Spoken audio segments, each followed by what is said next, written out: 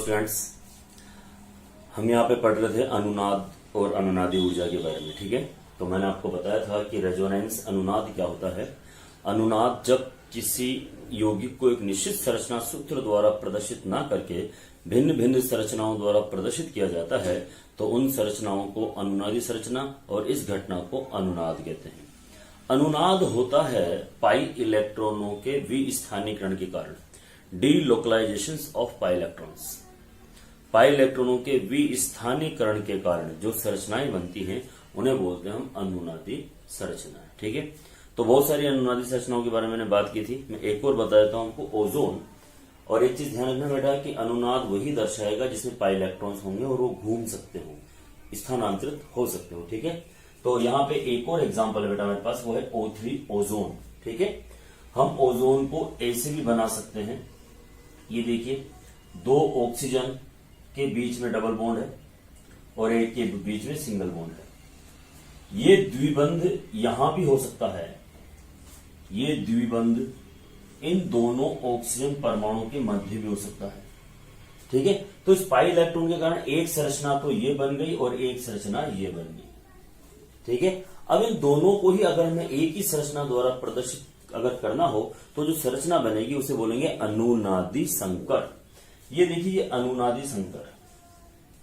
इस अनुनादी संकर से ये पता चल रहा है कि पाई इलेक्ट्रॉन, हम नंबर भी दे देते हैं ताकि हमें ध्यान रहे कि हम क्या बात कर रहे हैं, कि ये पाई इलेक्ट्रॉन पहले और दूसरे के बीच में भी हो सकता है और दूसरे से तीसरे के बीच में भी हो सकता है। ये नंबर 1, नंबर 2, नंबर 3 कहीं भी हो सकता है ये। ठीक है, इसे अपन बोलते हैं अनुनादी संकर। पास में कल मैंने आपको बेंजीन की सारी संरचनाएं बनाकर समझाई थी। ठीक है, एक्सप्लेन की थी। आप यहाँ किसी की भी संरचना बना सकते हो बेटा। ठीक है, अगर हम चाहें तो यहां पे देखो NO2 की या NO3 माइनस की भी अनुनादी संरचना बना सकते हैं। हमें करना क्या है, केवल पाई इलेक्ट्रॉन को घुमाते रहना और कुछ भी नहीं करना। ठीक है, अगर हम इसकी संरचनाएं बनाएंगे तो देखिए, इसकी संरचना हमसे इस प्रकार से बनेगी। ये एक माइनस का साइन, तो पाई इलेक्ट्रॉन को घुमाते हैं। अब इस पे था, अब इस पे आ जाएगा, अब इस पे आ जाएगा। तो डीलोकलाइजेशन ऑफ पाई इलेक्ट्रॉन के विस्थानीकरण के कारण जो संरचना बनेगी, ठीक है, उसे अनुनादी संरचना कहेंगे। अब दूसरी बात, अनुनादी ऊर्जा की कर लेता हूं मैं। ठीक है, अनुनादी ऊर्जा होती क्या है? सबसे स्थायी अनुनादी संरचना और अनुनादी संकर, ये अनुनाद संकर के मध्य की जो ऊर्जा का अंतराल होगा उसे हम बोलते हैं अनुनादी ऊर्जा। दोनों के मध्य ऊर्जा का डिफरेंस। ठीक है, सबसे स्थायी अनुनादी संरचना कोई सी भी और अनुनादी संकर के मध्य ऊर्जा का जो अंतराल होता है उसे हम कहते हैं अनुनादी ऊर्जा। ठीक है, रेजोनेंस एनर्जी। चलो भाई, अब हम यहाँ पे थोड़ी सी बातें करेंगे आगे की। अनुनादी तो हम संरचना तो हम किसी की भी यहाँ पे बना सकते हैं। ठीक है, अब द्विध्रुव आघूर्ण, डायपोल मोमेंटम समझना बहुत अच्छी चीज है। द्विध्रुव आघूर्ण, ठीक है,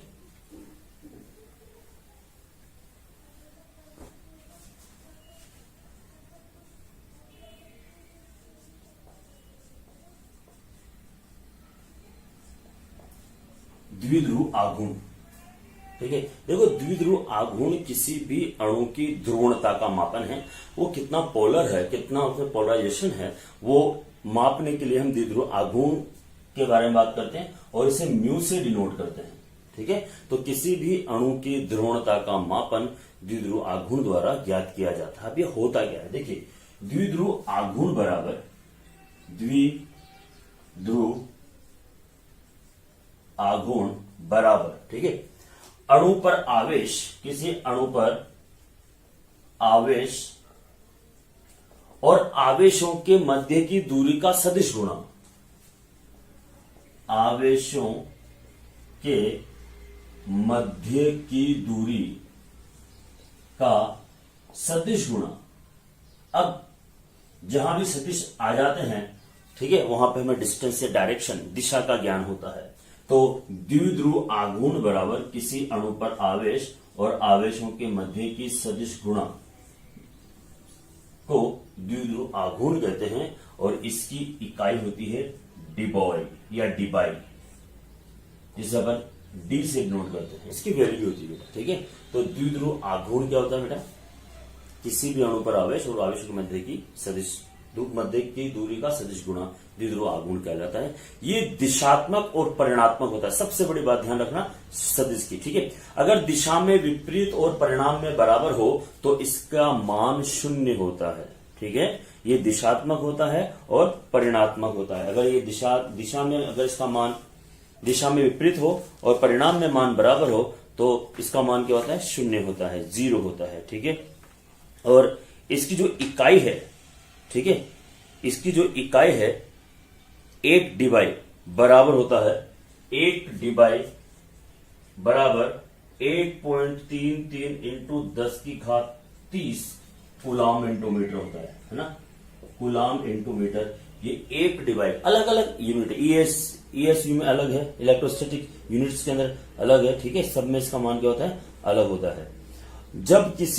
अब देखो, जब किसी अणु के द्विध्रुव आघूर्ण का मान अगर 0 है तो वो होगा अध्रुवीय, और अगर द्विध्रुव आघूर्ण का मान 0 नहीं है तो वो अणु होगा ध्रुवीय। अब देखो मैं आपको एक चीज और बता दूं, CO2 जो है ये अध्रुवीय है। क्यों है, सामने देखना, ये carbon double bond oxygen double bond oxygen, ठीक है बेटा। अब द्विध्रुव आघूर्ण को हम कम से अधिक परमाणु की ओर तीर के निशान द्वारा प्रदर्शित करते हैं। तो कार्बन और ऑक्सीजन में से किसकी विद्युत ऋणता ज्यादा है, ऑक्सीजन की, तो तीर का निशान इधर लगाएंगे। इन दोनों में से इसकी, तो तीर का निशान इधर लगाएंगे। तो इसके द्विध्रुव आघूर्ण से इसका द्विध्रुव आघूर्ण कैंसिल हो जाएगा, क्योंकि ये दिशात्मक और परिणात्मक होता है। तो मैं कह सकता हूं कि CO2 जो है वो अध्रुवीय अणु है, ठीक है। ऐसे छोटी छोटी चीजें हैं जो आपको यहां समझनी पड़ेगी, ठीक है, और आएगा भी सही। अब दूसरी बात कर लेता हूं मैं आपसे, ठीक है। CH4 और CH3Cl मैथिल क्लोराइड, इसमें मेथेन तो होता है बेटा अध्रुवीय और मैथिल क्लोराइड होता है ध्रुवीय। ऐसा क्यों, देखना, ये कार्बन और ये इसके 4 हाइड्रोजन, आप सबको पता है कार्बन हाइड्रोजन में से कार्बन की विद्युत ऋणता ज्यादा है, इसकी विद्युत ऋणता ज्यादा है, दिशा में विपरीत है, परिणाम में बराबर है, तो इसके द्विध्रुव आघूर्ण का मान क्या हो जाएगा बेटा, 0।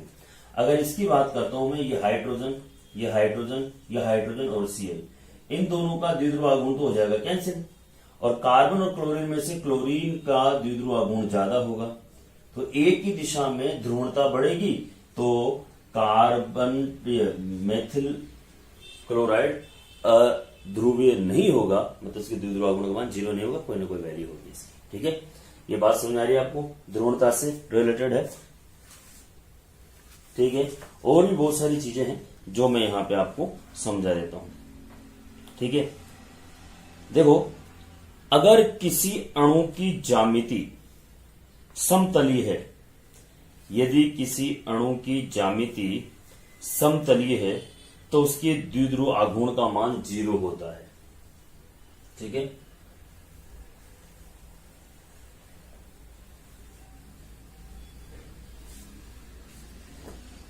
अणु की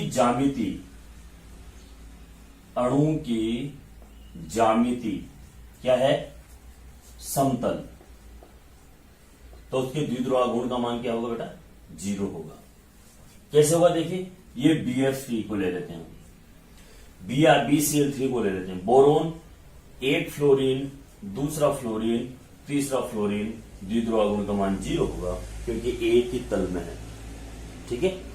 यदि किसी अणु की ज्यामिति है चतुष्फलकीय, ज्यामिति क्या बेटा, चतुष्फलकीय, साहब, किसी अणु की ज्यामिति चतुष्फलकीय है, लेकिन केंद्रीय परमाणु से जुड़े चारों परमाणु समान है, तो द्विध्रुव आघूर्ण का मान 0 होगा। जैसे देखो, CH4 कार्बन से 4 हाइड्रोजन जुड़े हुए हैं, अभी भी बताया मैंने, CCl4 कार्बन टेट्राक्लोराइड, कार्बन से 4 क्लोरीन जुड़े हुए हैं, तो इसकी ज्यामिति समचतुष्फलकीय होगी और द्विध्रुव आघूर्ण का मान क्या होगा बेटा, 0 होगा, ठीक है। इसके अलावा देखिए, जितने भी रेखीय अणु होंगे उनके द्विध्रुव आघूर्ण का मान क्या होगा, 0। जैसे CO2। कोणीय अणु होंगे, कोणीय अणु या जिनके पास होगा लोन पेयर, उनके द्विध्रुव आघूर्ण का मान 0 नहीं होगा। ठीक है, जितने भी कोणीय अणु होंगे या जिनके पास एकांकी इलेक्ट्रॉन युग्म होगा, उनके द्विध्रुव आघूर्ण का मान 0 नहीं होगा। जैसे देखो बेटा, ये है जल का अणु, जल के अणु के अंदर यहां पे 2 लोन पेयर होते हैं। ठीक है, ऑक्सीजन में, हाइड्रोजन में इसके द्विध्रुव आघूर्ण इधर लगेगा, इसका द्विध्रुव आघूर्ण इधर लगेगा और इसका इस दिशा में लगेगा, तो यहां पे इसके द्विध्रुव आघूर्ण का मान 0 नहीं होगा। अमोनिया की बात कर लेते हैं। अमोनिया में पिरामिडीय अणु होता है ना, समतल पिरामिडीय। यहां भी लोन पेयर है तो इसके भी द्विध्रुव आघूर्ण का मान 0 नहीं होगा। ध्यान रखना, 0 बराबर 0 करके काट रखा है, मतलब 0 नहीं है, कुछ ना कुछ मान है, ध्रुवीय अणु है ये, इसकी ध्रुवणता का कुछ ना कुछ मान होगा। ठीक है, अच्छा, जो भी सम परमाणु होते हैं, जैसे समान परमाणु से मिलकर बने हुए अणु, H2, O2, Cl2, F2, सबके द्विध्रुव आघूर्ण का मान 0 होता है। ये सब क्या होते हैं? अध्रुवीय होते हैं। ठीक है, अच्छा, एक प्रश्न जो अक्सर पूछते हैं, है ना, आप लोगों से, मैं उसके बारे में भी यहां पे चर्चा कर लेता हूं। CCl4, CH3Cl, CH2Cl2, इसमें से ये जो है, ये भी क्या होता है? अध्रुवीय होता है, क्योंकि इसकी ज्यामिति समचतुष्फल की होती है, लेकिन दोनों क्लोरीन परमाणु विपरीत दिशा में होता है, तो इसका मान होता है द्विध्रुव आघूर्ण का, मतलब ये ध्रुवीय होता है, अध्रुवीय नहीं होता है। ठीक है, और इसी के अंदर हम आगे की बात आपसे कर देते हैं थोड़ी सी। ठीक है बेटा, चलो जी, एक और क्वेश्चन है हमारे पास जो आपको मिलेगा, आपकी टेक्स्ट बुक में भी मिलेगा। ठीक है, क्वेश्चन देखो बेटा, अमोनिया NF3 और NF3 और अमोनिया में से अमोनिया अधिक ध्रुवीय होता है, क्यों? अमोनिया के द्विध्रुव आघूर्ण का मान अधिक होता है, क्यों? ये देखिए, इसका आंसर देखिए बेटा, ये नाइट्रोजन और इससे जुड़े हुए 3 हाइड्रोजन और इसके पास से 1 लोन पेयर। ठीक है बेटा, ये नाइट्रोजन, इससे जुड़े हुए ये 3 फ्लोरीन और इसके पास से 1 लोन पेयर। ठीक है साहब, अब देखो बेटा, नाइट्रोजन और हाइड्रोजन से सबसे अधिक विद्युत ऋणता किसकी है? नाइट्रोजन की, तो तीर का निशान नाइट्रोजन से हाइड्रोजन की ओर आएगा। ठीक है, और लोन पेयर की दिशा में द्विध्रुव आघूर्ण का मान होगा, तो एक ही दिशा में द्विध्रुव आघूर्ण का मान बढ़ गया, है ना। इधर देखिए, नाइट्रोजन और हाइड्रोजन में से, नाइट्रोजन और फ्लोरीन में से फ्लोरीन की विद्युत ऋणता ज्यादा है, तो द्विध्रुव आघूर्ण का मान इस दिशा में चलेगा, इसका इस दिशा में, इसका इस दिशा में और इसकी विपरीत दिशा में। तो यहाँ पे द्विध्रुव आघूर्ण का मान क्या होता है? बढ़ जाता है, विपरीत दिशा में होने के कारण। ठीक है, और यहाँ पे एक ही दिशा में होने के कारण द्विध्रुव आघूर्ण का मान उच्च होता है, इसलिए अमोनिया अधिक ध्रुवीय होता है। किससे? NF3 से। अच्छा, वैसे इसके द्विध्रुव आघूर्ण का मान भी गिवन है अपने को, तो हम उस मान के आधार पर भी इसको समझा सकते हैं। ठीक है भाई, ये बात आपको समझ में आ गई होगी। अब हम यहाँ पे बात करेंगे द्विध्रुव आघूर्ण के अनुप्रयोग। ठीक है, द्विध्रुव आघूर्ण के अनुप्रयोग। चलो जी, एप्लीकेशंस ऑफ डायपोल। द्विध्रुव आघूर्ण के अनुप्रयोग। पहला पॉइंट है मेरे पास, दिए गए अणु की ध्रुवणता ज्ञात करने के लिए। ठीक है, तो कौन सा अणु? पहला है ध्रुवणता, मैंने अभी भी आपको बताया, ध्रुवणता ज्ञात करने के लिए, है ना। अभी अभी मैंने आपको बताया कि कौन सा अणु ध्रुवीय होगा, कौन सा अणु ध्रुवीय नहीं होगा, वो द्विध्रुव आघूर्ण के मान से हम ज्ञात कर सकते हैं। समतल अणु होगा, उसका द्विध्रुव आघूर्ण का मान 0 होगा, रेखीय अणु का 0 होगा। अगर विपरीत दिशा में ध्रुवीय अणु जुड़े हुए हैं, मतलब जिसकी विद्युत ऋणता का मान उच्च है, तो उनके द्विध्रुव आघूर्ण का मान कुछ कुछ होगा। कोणीय अणु होगा तो उसके वो ध्रुवीय अणु होगा। ठीक है, तो ये सारी की सारी चीजें हमारे पास इसके अंदर आती है। नेक्स्ट, प्रतिशत आयनिक, प्रतिशत आयनिक गुण ज्ञात करने में या लक्षण ज्ञात करने में, ठीक है, ज्ञात करने में, तो हम किस तरह से लक्षण ज्ञात कर सकते हैं, ठीक है। तो यहां पे है म्यू का प्रायोगिक मान और सैद्धांतिक मान इंटू 100, ठीक है। यहां पे प्रतिशत आयनिक गुण बराबर द्विध्रुव आघूर्ण का प्रेक्षित मान बटा द्विध्रुव आघूर्ण का सैद्धांतिक मान इंटू 100। प्रेक्षित मान सैद्धांतिक मान बटा इंटू 100 करने पर आपको यहां पे द्विध्रुव आघूर्ण का मान, सॉरी किस अणु में कितने प्रतिशत आयनिक गुण है वो पता चल जाएगा, ठीक है बेटा। चलो जी, इसके बाद हम आगे की बात करते हैं।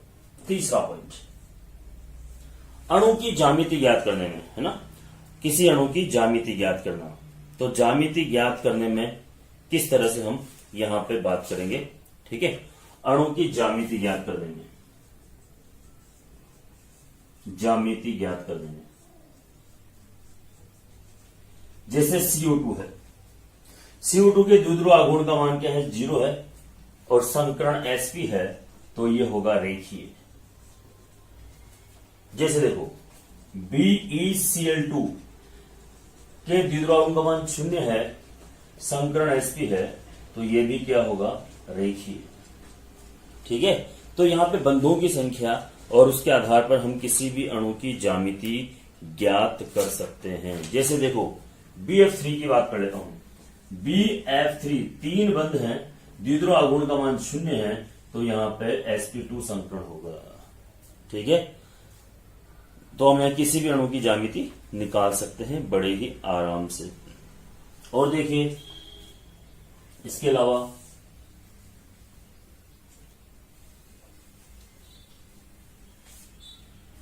बेटा और देखिए CH4 या CCl4, ठीक है, द्विध्रुव आघूर्ण का मान 0 होता है, 4 बॉन्ड है, sp3 संकरण होगा। अब आराम से इनकी ज्यामितियां भी निकाल सकते हो, ठीक है। तो आपको ज्यामिति निकालने में कोई भी प्रॉब्लम नहीं होगी। अब हम बताते हैं सिस और ट्रांस, ठीक है। ये CH2Cl2, ठीक है, ये अगर ज्यामिति के हिसाब से देखें अपन यहां पे, तो ये ध्रुवी भी होगा और अध्रुवी भी होगा। सामने देखो बेटा, अगर हम यहां पे C2 सिस और ट्रांस, पहले मैं इसको समझा देता हूं मैं, है ना। ये Cl 1 2 3 और ये 4, बाकी इसमें द्विध्रुव आघूर्ण होता है, इसलिए इसका मान 0 नहीं होता। मैंने पहले भी आपको समझाया था कि CH2Cl2 जो है ये ध्रुवीय अणु है, अध्रुवीय नहीं है ना। अब सिस और ट्रांस ज्यामिति की बात कर लेता हूं, है ना, ज्यामिति की बात कर लेता हूं। 2 ब्यूटेन या किसी और की बात कर लेता हूं मैं। ये C2H2 नहीं H4 Cl2, C double bond Cl Cl H और येलो एथीन है, 1,2 डाइक्लोरोएथीन, दोनों एक ही दिशा में है। और दूसरा देखिए बेटा, दोनों विपरीत दिशा में है। जब समान परमाणु विपरीत दिशा में होते हैं तो उसे तो हम बोलते हैं ट्रांस और इसे बोलते हैं सिस। हिंदी में इसको बोलते हैं समपक्ष और इसको बोलते हैं बेटा विपक्ष, ठीक है। अब देखो, इसका द्विध्रुव आघूर्ण इस दिशा में लगेगा, इसका द्विध्रुव आघूर्ण इस दिशा में लगेगा, दोनों एक दूसरे को कैंसिल आउट कर देंगे, तो यहां पे द्विध्रुव आघूर्ण का मान क्या हो जाएगा, 0। इसका द्विध्रुव आघूर्ण एक ही दिशा में लग रहा है, ये तीर का निशान है, आपको पता है कम से अधिक की ओर द्विध्रुव आघूर्ण को शो करते हैं, तो ये अणु क्या होगा, ध्रुवीय, इसके द्विध्रुव आघूर्ण का मान 0 नहीं होगा। तो पहले तो आपको समपक्ष और विपक्ष समझ में आने चाहिए कि अगर समान परमाणु एक ही दिशा में होते हैं तो उसे बोलते हैं सिस, और विपरीत दिशा में होते हैं तो उसको बोलते हैं ट्रांस, ठीक है। तो सिस ध्रुवीय होता है और ट्रांस अध्रुवीय होता है, ठीक है बेटा। ये सारी की सारी चीजें आपको यहाँ पे समझ में आनी चाहिए।